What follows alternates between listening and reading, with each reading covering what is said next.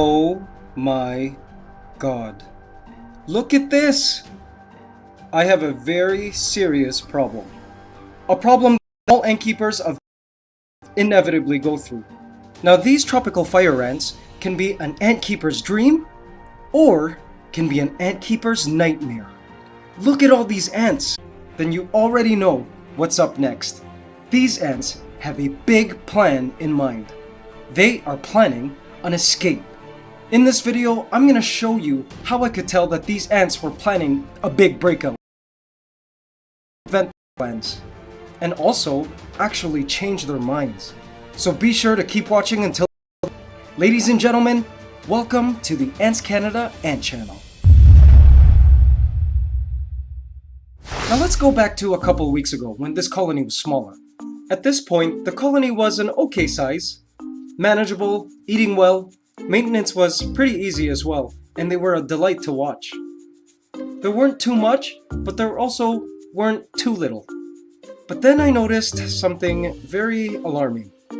If you look over there, you'll see ants on the screen, right underneath the cover. Not exactly an emergency situation, because they're still inside and they can't get through the cover. But this was alarming because it meant the ants were crossing my barrier.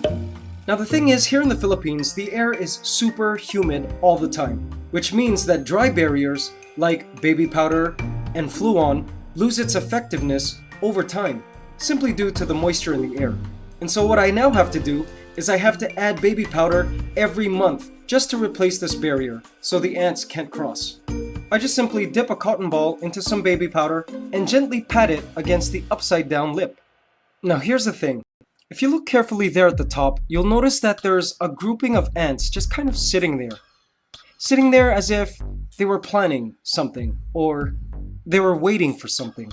Based on experience, when ants do this, I found that they're ready to make an escape.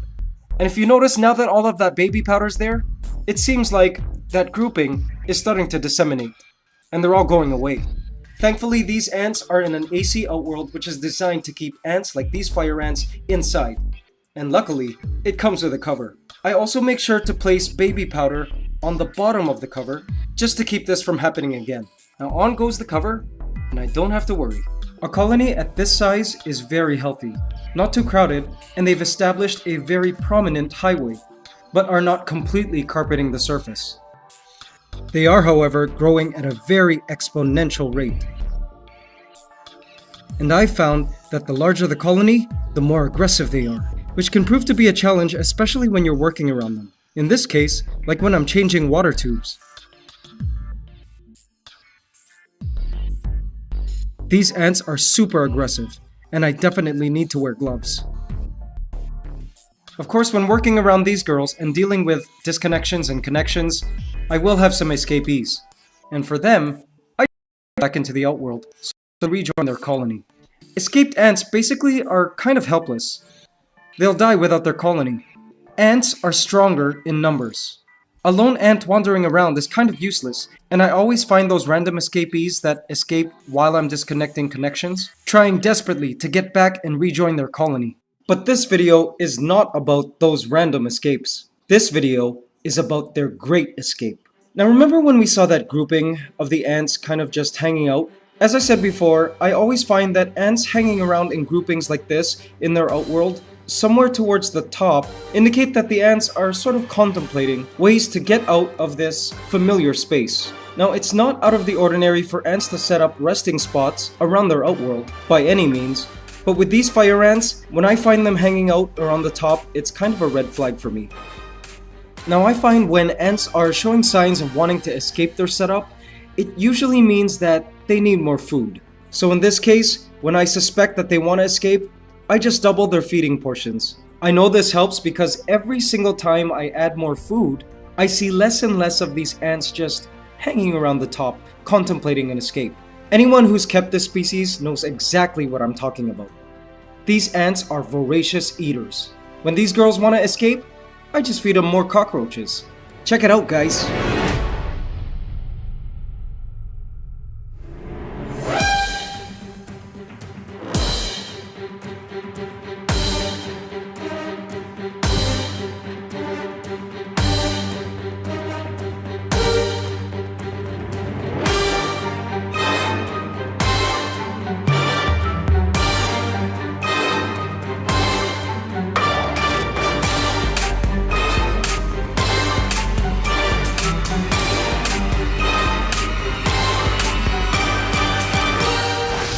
And now, here I am adding a little bit more baby powder, just to be safe. Look how many workers are foraging this outworld. It's just crazy. Both hybrid nests here are completely full. It just boggles my mind how one queen can give rise to so many workers so quickly. The queen's egg laying rate must be phenomenal. I bet she lays one egg every few minutes, and it's around the clock.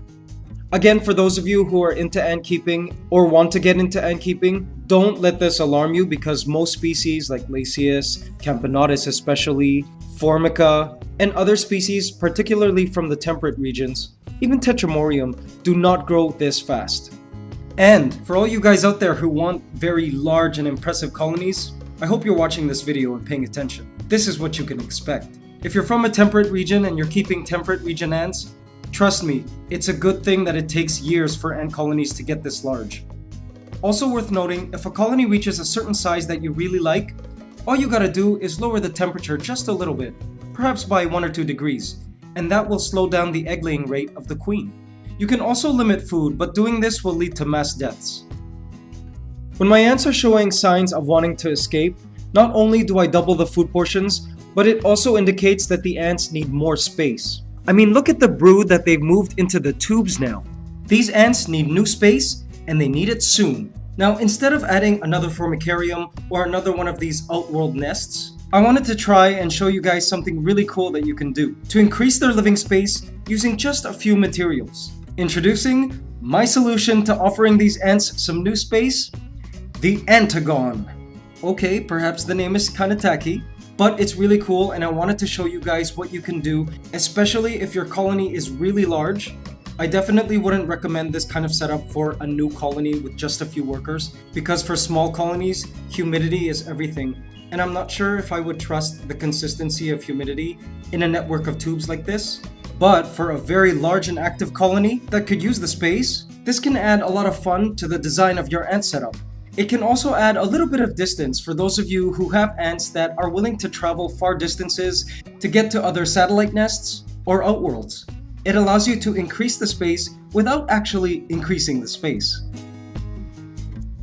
Alright, so basically what I've done here is I've connected a bunch of our large AC tubing using a variety of different connectors available at the AC shop, and I've let this tubing kind of run around this stool, which I've placed on top of the desk, and these tubes will eventually connect to the ant setup. I can't wait to connect them. Ants love exploring new areas, especially when the colony is large like this and they really just want to explore some new space.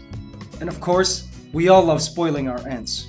So here we go, guys. I'm going to connect this fire ant colony to the Antagon. Here we go!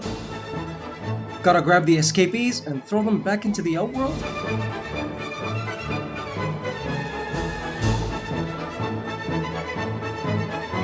Look at him go!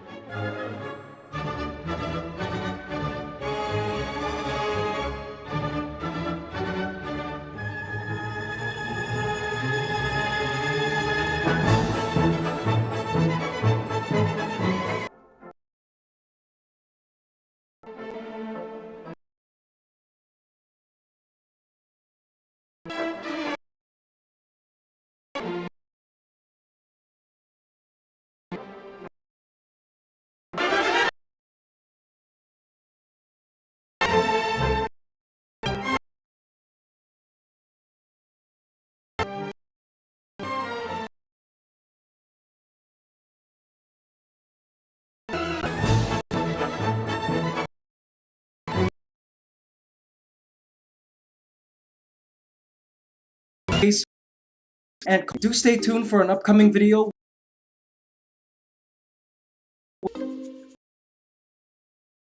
and footage on hidden of this experience. colony achieved with time